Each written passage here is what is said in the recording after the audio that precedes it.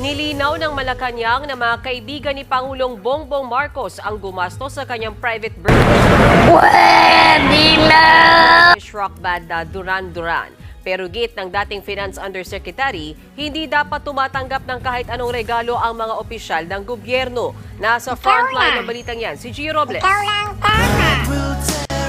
Sumikat noong dekada 80 ang English pop rock band na Duran Duran. At ngayon, usap-usapan sila sa bansa matapos silang mag-perform sa 67th birthday party ni Pangulong Bongbong Marcos noong Biyernes.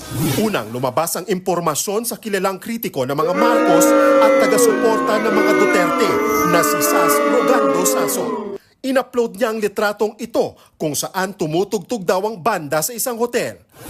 Ayon kay Sasot, may nagbigay sa kanya ng nasabing litrato.